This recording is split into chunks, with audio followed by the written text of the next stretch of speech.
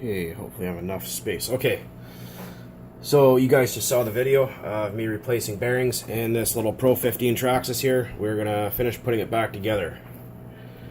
Okay, so we got ourselves, actually, we're going to use some Blendzall castor oil, which is one of my favorites, to put the motor back together with. I quite like this stuff. This stuff is amazing. You can also use this stuff with RC fuel, model diesel fuel. You can run it in your two-stroke dirt bike, whatever you want. It's freaking wicked. So we're just going to take and hose down our crank. Again, make sure it's not a face full of brake clean like that. Make sure it's good and clean. There's no contamination.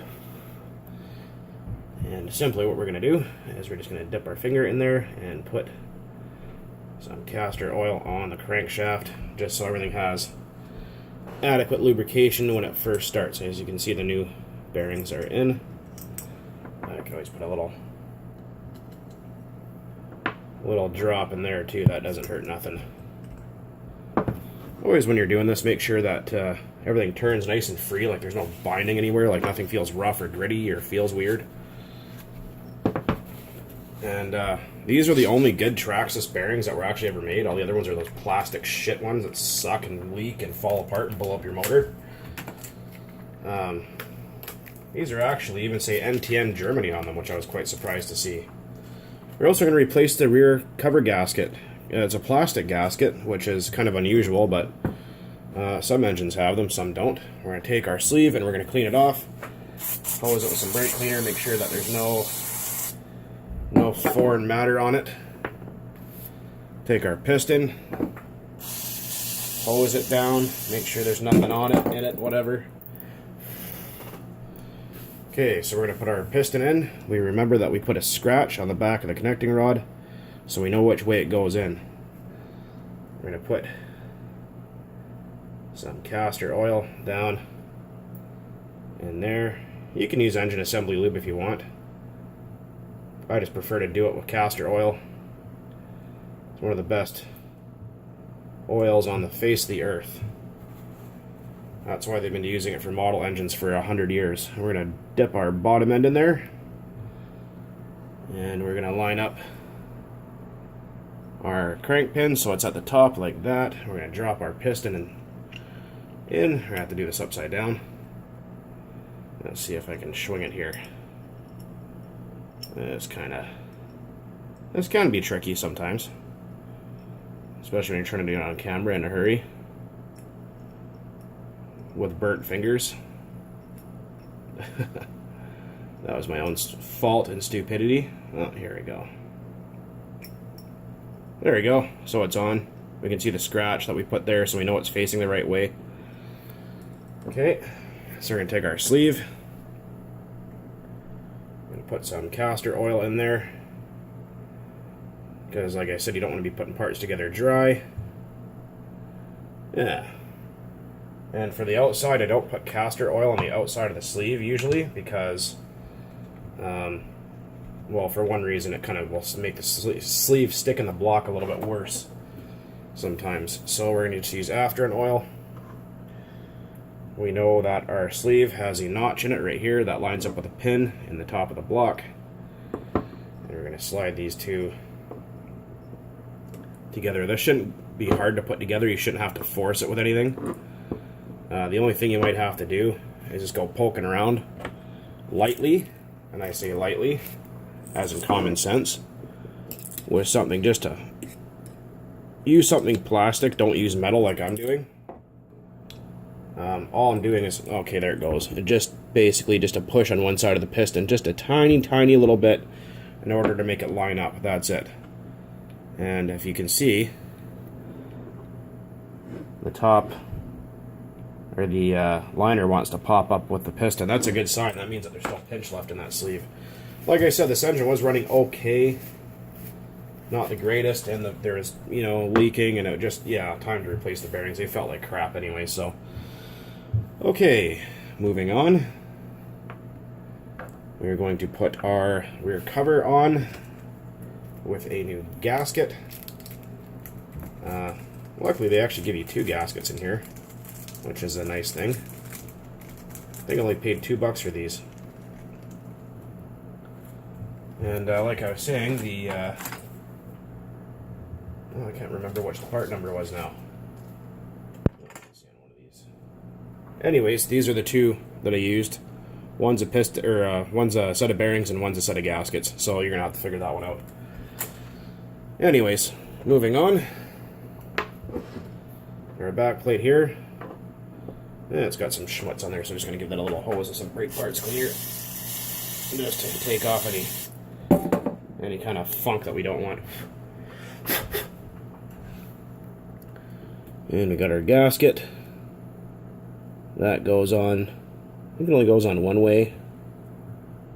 Damn, I wish these are so not hard to see, but they are. Okay. So there we go, our gasket lines up.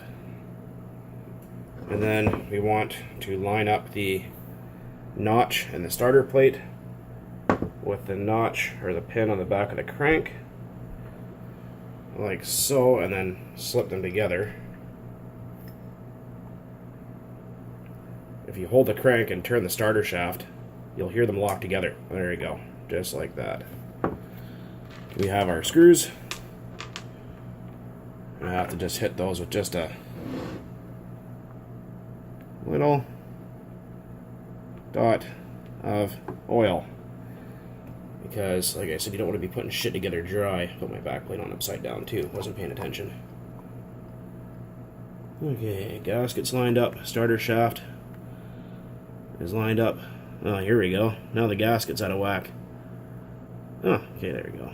It's hard to see it because it's so clear.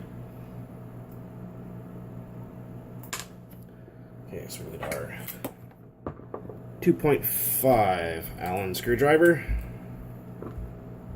And we're going to put, like I said, and I've said this before in many videos, don't crank one screw at a time all the way down. Do it evenly to provide even torque, just like you're doing the cylinder heads on a 350 Chevy. Same idea.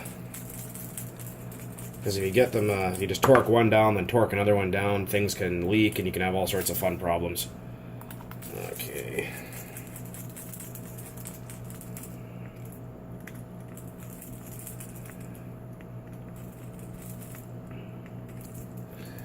And like I said, you don't need to go crazy tight. Like, you don't have to like just torque them to the maximum. They're just little screws. Okay, we're gonna put our head on. Okay, we have our head gasket. Very important that you don't lose that, because your engine will not run, or the piston might hit the head. So we're gonna put a little bit of after on these screws. Some people say you don't have to. I do, just because it helps things come apart a little easier next time. Put this guy on. Like I said, you shouldn't have to struggle putting these parts together. If you're struggling to put parts together and things aren't fitting, there's something wrong. So we're going to run these down opposite to each other, but not tighten them, and just back them off. Once you see it starting to tighten, just back it off about a half a turn, like that. That way everything is even Steven. And then little bits at a time. You just want to start to run these down, just teeny little bits, and then tighten them. Nice and even, like across from each other. Never in a circular pattern, always in a star pattern or an X pattern.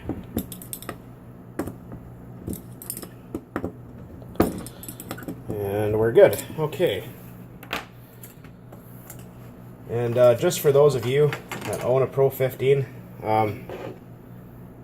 I will give you a really friendly tip here that you probably didn't know about, but should know. I lost another screw, damn it. Oh, there it is. Also when you're putting these on, when people go, oh, I don't know what way the one-way bearing goes. Try it one way. If it doesn't work, try it the other way. If it's wrong, or if it's right, the engine will turn over. Also, when you're taking off your pull starter, slip something in behind when you take it off, like that. Because these have no retainer spring, and they'll go boing, and they'll fly all over the place. But if you have it in the wrong way, what will happen is you'll pull the cord, and the engine won't turn over, but the cord won't retract in. So we'll put that on, and okay, make sure we get our pull starter the right way around here. I took off the loop handle pull starter because I didn't like it, because it used to hurt my fingers.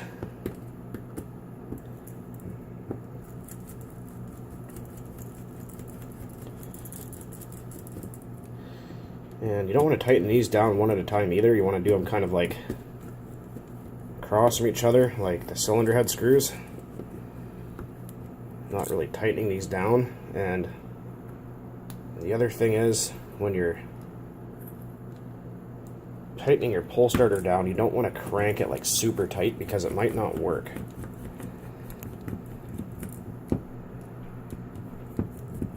Remember, this is just plastic. You're not trying to freaking torque down, you know, Cummins 5 9-cylinder heads or anything like that. So just once they're run down, just 1/2 turn. That's all you need. You don't need any more than that. Any more than that, you're going to be running into shit. So tons of compression. Excellent. Next, we have a carburetor. This is actually for an SH18 engine. This is not a TRX 15 carburetor at all. I just gave it a quick little hose of brake clean to make sure it's clean. Remember, the carburetor goes on this way. Also make sure this gasket here is not cracked, missing, broken, or really hard. Put a little bit of afterburn oil in there. A little bit on the throttle barrel just to make sure everything moves nice and freely. Next, we need to put this on. I don't have the correct little, what do you call it? Little wrench on hand at the moment. But find out what size socket or wrench that takes and use the correct one. When you're putting your carburetor back on, push down on it and then tighten that back up. When you push down on it, that also makes a good seal here, and that's what you want. And also don't forget, if you have one, put on your throttle return spring if you got one. Anyways, guys, there's part 2 of this little Pro 15 bearing replacement video, and hopefully that makes sense to some of you guys out there that don't know what to do.